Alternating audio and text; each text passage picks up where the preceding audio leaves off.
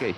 Muy buenas tardes a todos y a todas. En nombre del Instituto Nacional de Salud, a quien represento hoy, tengan una muy buena tarde y obviamente un cordial saludo a todo el proyecto de hábitos y estilos de vida saludable. Siempre es un placer estar con ustedes.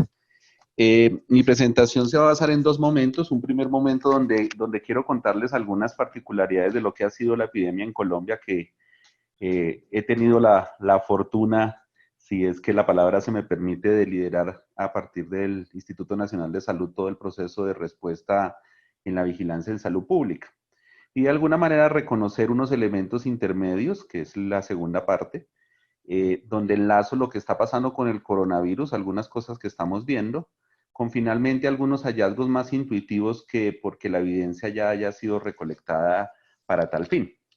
Entonces, quizá el primer elemento es este, o sea, el primer llamado y sobre todo para todos nuestros gestores, todos los gestores de los programas en los departamentos, es un llamado a no bajar la guardia. Esta es la curva epidemiológica actualizada de la epidemia de coronavirus en Colombia, donde ustedes observan una línea que está completamente continua y una línea punteada.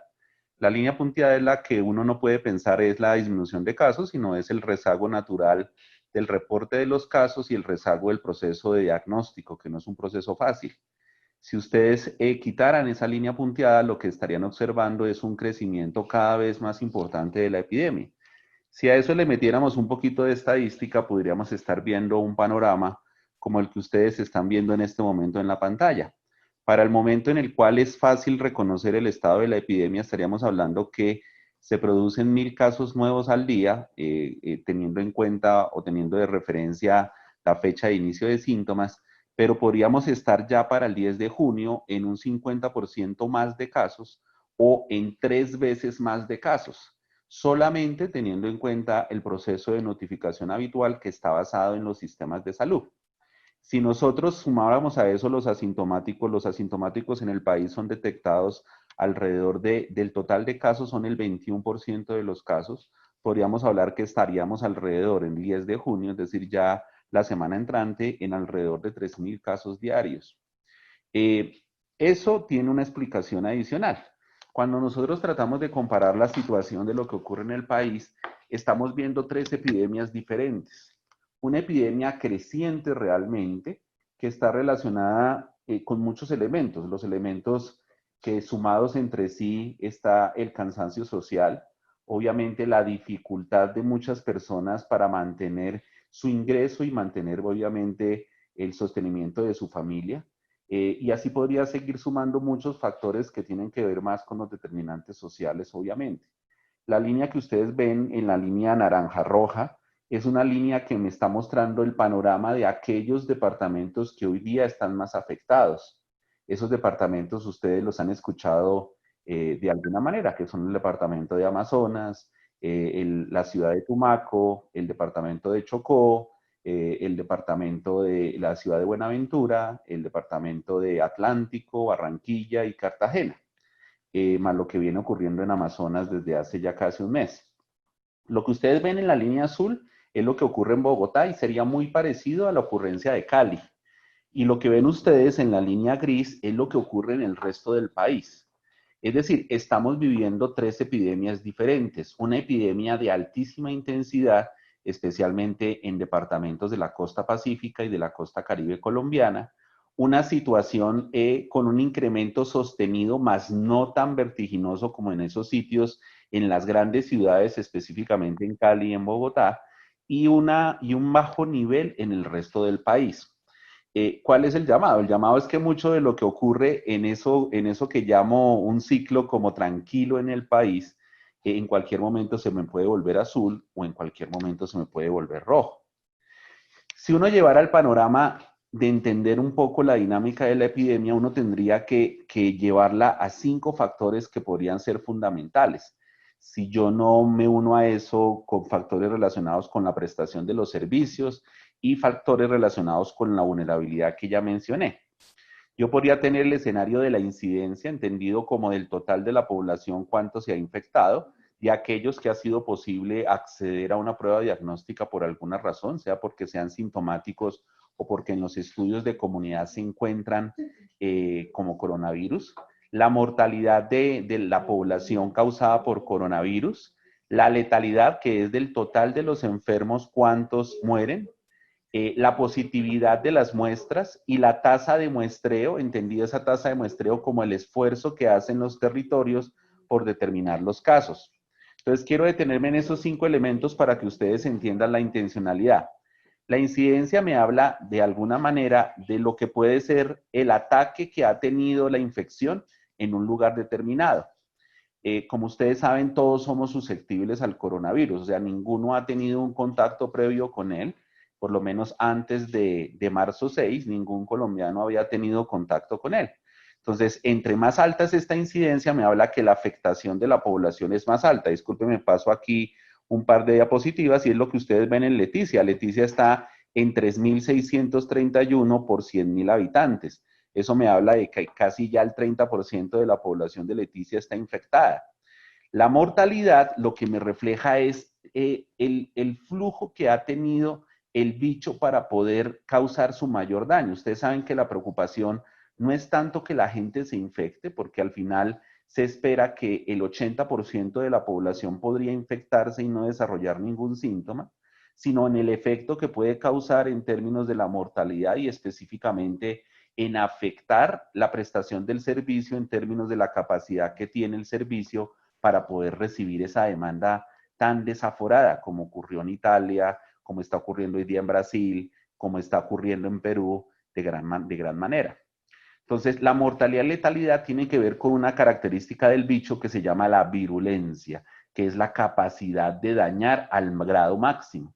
Entonces, ustedes pueden ver cómo el panorama de estos municipios, que llamamos categoría 2, no me quiero detener en esos detalles, está tendiendo un poco a tener no letalidades muy altas, es decir, todavía estamos en un escenario donde no nos acercamos ni a la situación de Brasil ni a la situación de Perú, o siendo un poco más local la situación de Guayaquil en el caso de nuestro vecino ecuatoriano.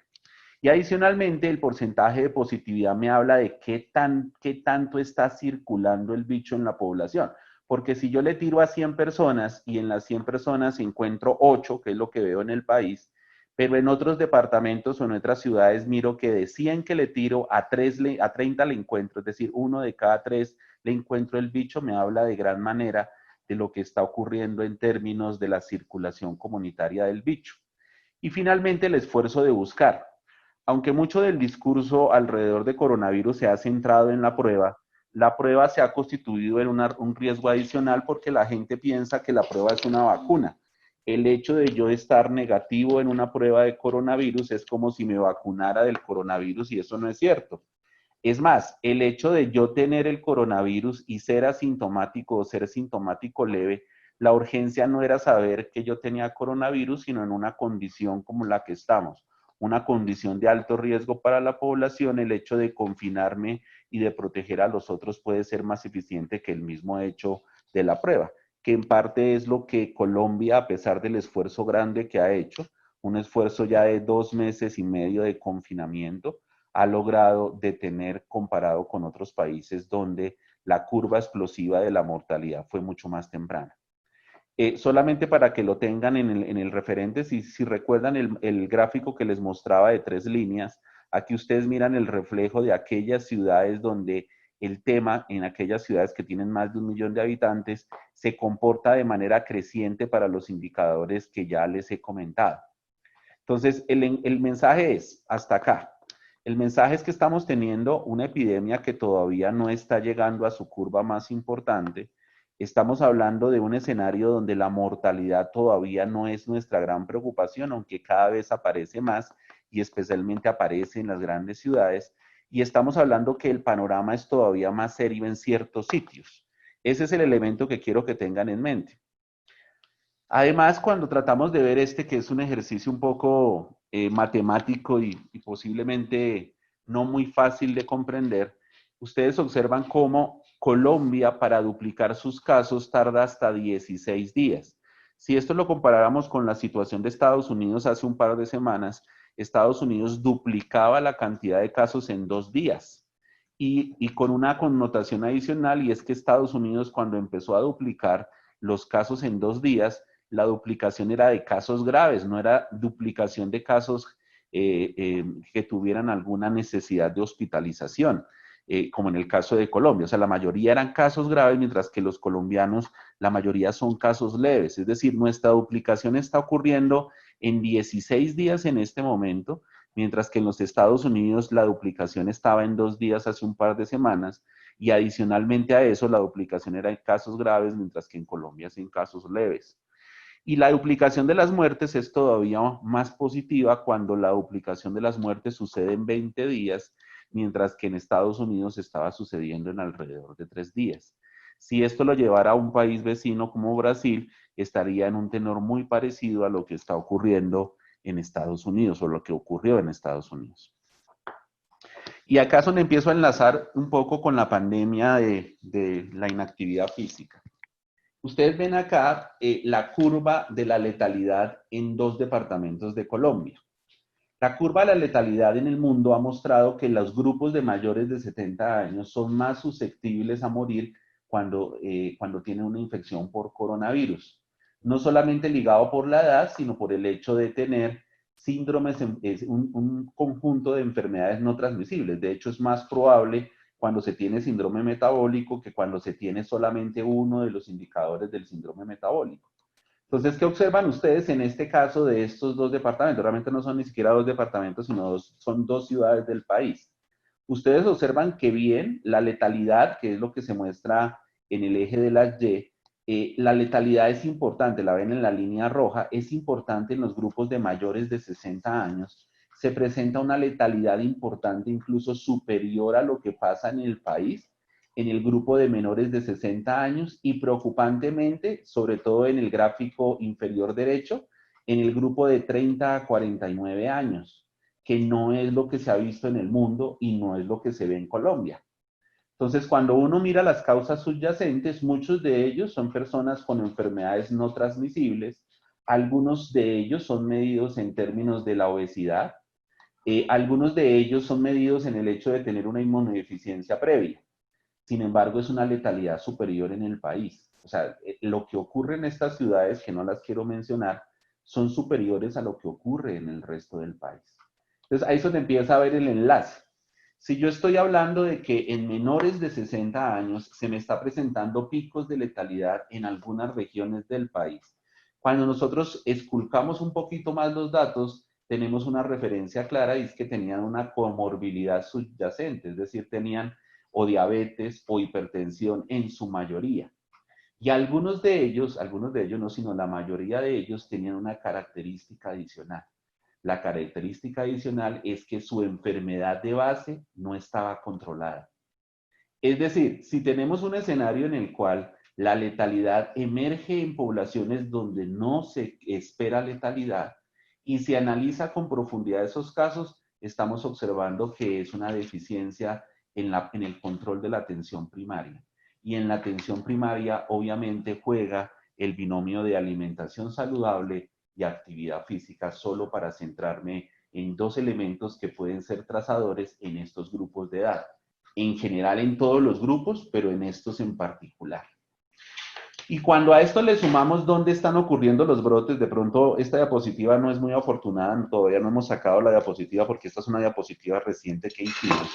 Cuando analizamos dónde han sido los focos de infección en Colombia, la primera ola, que fue la ola de abril, fue la ola de los importados, es decir, los viajeros que venían de países afectados, que venían infectados con el virus y luego generaron cadenas de transmisión que en muchos de los sitios se pudieron controlar. La segunda ola que ustedes observan en este gráfico de resumen ocurre en las instituciones de salud. Es decir, el escenario de la práctica clínica convencional se convierte en un patrón no solo de riesgo para el trabajador de salud, sino también para diseminar el virus. Y esto asociado en parte porque gran parte, o un número importante, para no decir gran parte, un número importante de trabajadores de la salud venían casualmente de viajes del exterior, disminuyeron sus medidas de protección y sobre todo en los espacios comunes entre trabajadores de la salud se infectaron muchas veces en algunas de las instituciones de salud.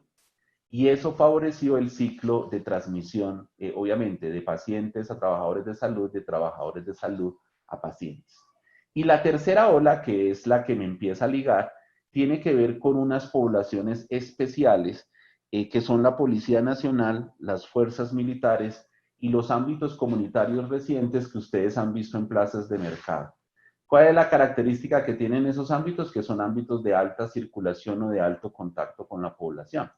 Y tiene un componente esencial que vamos a notar como las reflexiones generales de lo que puede ocasionar esta pandemia, la pandemia del COVID-19, en la pandemia de la inactividad física, porque eso puede hacer que la gente se alegue de ciertos sitios de aglomeración, como lo voy a mencionar más adelante. No me voy a tener en estos sitios, pero si ustedes quisieran ver como el panorama de dónde está ocurriendo la expansión, si nosotros vemos los ciclos comunitarios que son los actuales, es donde la epidemia está más activa en este momento en el país. Si uno quisiera ver en los núcleos de Policía Nacional y de Fuerzas Militares, ocurre otro tanto. Era solamente para que lo tuvieran como dato. Y aquí termino de enlazar pues con el propósito de esta charla. Aquí me puse a jugar con números, haciendo un ejercicio un poco grosero, de hacer una correlación utilizando la información que hasta ahora se ha publicado de la ENSIM 2015, del nivel de actividad física, sumando la actividad física en el tiempo libre y la actividad física por transporte. Y que es lo que ustedes encuentran en el eje de las X de este plano cartesiano. Y en el eje de la Y aparece la mortalidad por 100.000 ocasionada por coronavirus. Cada uno de esos puntos representa 5 de las 6 regiones del país que están caracterizadas en la Encuesta Nacional de Salud y Nutrición 2015. Obviamente que hablamos que hay un problema de temporalidad porque ya han ocurrido 5 años desde esa medición, 5 o 4 años desde esa medición, pero puede ser un panorama de interés solamente desde lo ecológico. ¿Qué puede observar uno en esta gráfica tan simple y de alguna manera entendiendo que esto puede producir un sesgo? Aquellas regiones que tienen una proporción de actividad física mayor tienen un nivel de mortalidad menor. ¿Sí? Si ustedes ven, hay un gradiente, hay una diferencia de casi 2 unidades entre aquellas zonas que tienen el nivel de actividad física mayor y los que tienen la actividad física menor. Ese es un elemento para no dejar de lado porque posiblemente nos habla del efecto protector que no hace parte de nuestro discurso habitual en términos del manejo de la información de la pandemia, del efecto positivo que puede traer la actividad física en los grupos poblacionales. Y eso no lo podemos dejar de un lado, para efectos de las enfermedades transmisibles, me refiero. Finalmente, en el último ratico, yo quiero hacer algunas reflexiones de lo que hemos observado de manera genérica cuando uno trata de estandarizar, no los datos, porque no tenemos datos como mi antecesor lo mencionaba, pero sí sobre algunas percepciones que aparecen en los medios de comunicación, que de pronto aparecen en nuestro entorno más cercano, muchos de ellos entorno académico, que pueden afectar el panorama de la actividad física a futuro, o que por el contrario pueden ser potenciadores de la misma. Sin embargo, cuando hicimos ese balance o cuando hice ese balance, pues encontré que habían más potenciadores del riesgo de la pandemia de actividad física que promotores de la actividad física. Entonces voy a tratar de hacer una numeración y referirme a algunos hechos más anecdóticos o más contextuales de lo que puede estar ocurriendo en este aspecto. El primero es que hay un aumento del sedentarismo general. ¿Por qué está motivado este aumento del sedentarismo general? Porque primero la jornada laboral se ha extendido. Las personas con la opción del trabajo en casa o el teletrabajo, como se quiera llamar, han extendido su jornada laboral, lo que ha hecho que permanezcan más sedentarios, estén más al frente de sus pantallas, porque un porcentaje importante de la población, incluyendo los adultos jóvenes que asisten a las instituciones universitarias, han aumentado su tiempo disponible para el trabajo y han disminuido su tiempo para el ocio. Además, que han tenido que convivir con la jornada compartida. ¿Qué es la jornada compartida? Pues que aparte de estar trabajando para sí, están trabajando de manera conjunta con los docentes para sus hijos, ¿cierto? Muchos de los hijos, mucho de las razones por las cuales la gente mantiene el teletrabajo es porque sus hijos se encuentran en telestudio. ¿Y quién acompaña al hijo en telestudio? Pues el padre que está en teletrabajo. Y eso hace que se cree un círculo vicioso que aumenta o potencia ese aumento del sedentarismo general. Es el primer elemento. El segundo elemento es el aumento del sedentarismo en niños. Primero, porque a pesar de que los niños están habituados a las tecnologías de la información y la comunicación, muy posiblemente son más nativos digitales. El ejercicio colectivo en clase, el ejercicio de la actividad física en clase, o el ejercicio de la actividad física en el tiempo libre durante la jornada escolar, le hace recreo, ha constituido una dificultad cuando tú vas a reemplazar ese contacto físico, el juego entre niños, por actividad física guiada por streaming. A pesar de que los niños son nativos digitales, no ha sido fácil generar cuerpos de actividad física en el niño guiado por streaming. Además, como ya lo mencioné, potenciado aún más por la disminución de la interacción social que termina, así como el COVID de contagioso, siendo contagioso en términos de motivar a los otros para que también sean activos. El siguiente elemento es el bloqueo del uso de espacios públicos para actividad física. Los espacios públicos empiezan a ser de alguna manera estigmatizados como difusores de la epidemia. Eso tiene tanto de largo como de ancho. No hay una evidencia fuerte que las superficies temporales sin tener ambientes húmedos en los parques infantiles, en los playgrounds de los niños o en los parques en los cuales se promueve la actividad física un poco más vigorosa, tengan un impacto en la transmisión del coronavirus. Pero estos espacios están cercados hoy día y están constituidos en espacios que pueden ser generadores de aglomeración cuando esto no es un hecho habitual y puede estar garantizado por la distancia que hay entre el equipamiento físico que existe en esos parques. Además, las zonas cerradas van a ser las que más se demoran en reactivarse económicamente. Entonces, mucha de la gente que estaba acostumbrada a hacer actividad física en las zonas comunes de sus conjuntos residenciales de la propiedad horizontal o que estaban acostumbradas a ir a gimnasios, se van a demorar muchísimo más en retornar a esos escenarios, dado el hecho de que, al igual que los cines, para poner otro ejemplo, o los estadios, va a ser mucho más difícil que la apertura se dé pronto. El cierre de la actividad deportiva, que ya lo comentaba mi antecesor con las fotos de los estadios vacíos y además de las escuelas deportivas, la disminución del tiempo de movilidad, la gente se está moviendo más utilizando medios alternativos, pero esa disminución dura menos, ¿sí? Es decir, el balance del nivel de actividad física ha facilitado mucho que la gente se mueve con mecanismos alternativos, pero el tiempo de actividad física ha disminuido por el hecho de que las ciudades todavía en grandes áreas están vacías. El aumento de la ingesta calórica o producido por el efecto de almacenar y almacenar alimentos pensando de que entrábamos en la Segunda Guerra Mundial o en la Tercera Guerra Mundial, hizo que la gente además demandara mayor consumo y que haya tendido a aumentar el consumo de alimentos con alta ingesta calórica.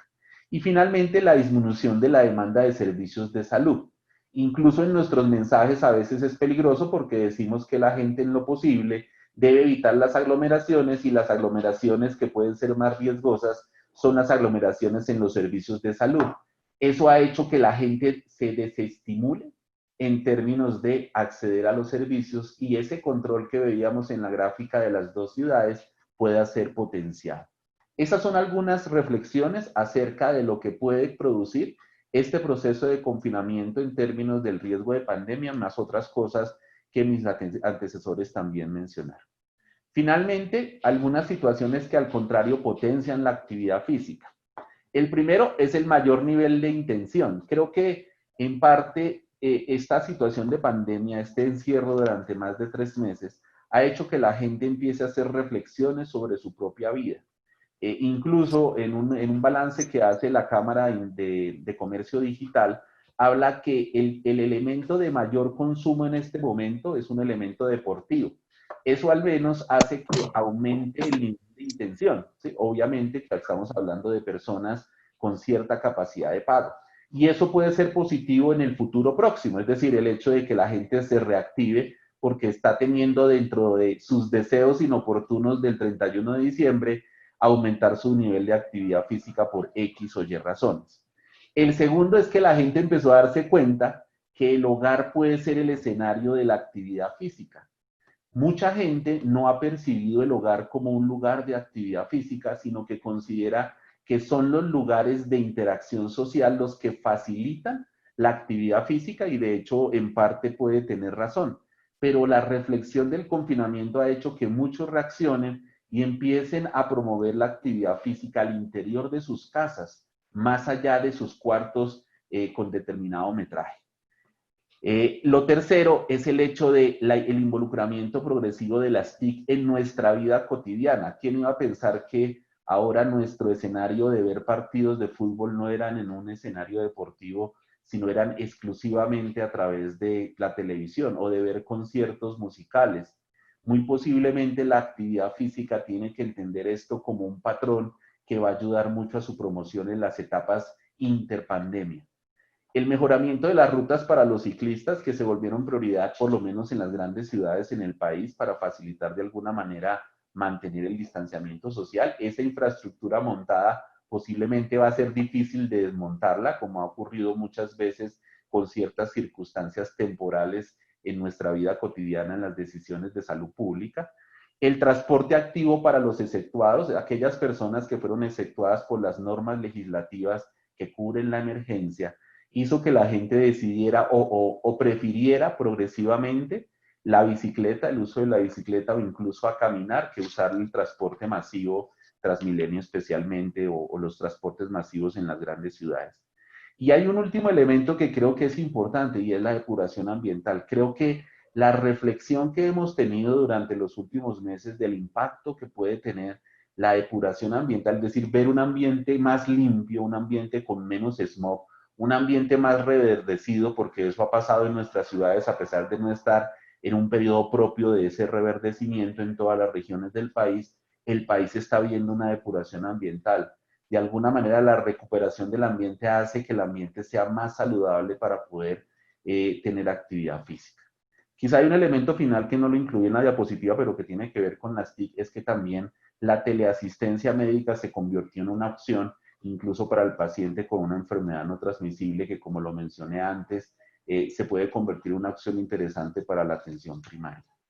Finalmente, y como suelo terminar estos contactos que tengo con ustedes, creo que además la actividad física tiene un elemento vital y es que la actividad física, como lo he insistido, generalmente la vemos en términos de su potenciador para disminuir las enfermedades no transmisibles. Hoy día les estoy contando que puede ser, ecológicamente hablando, un potenciador de la protección en las enfermedades transmisibles, pero adicionalmente es un potenciador de la felicidad de la gente. Cuando la gente puede nuevamente moverse, se siente más feliz.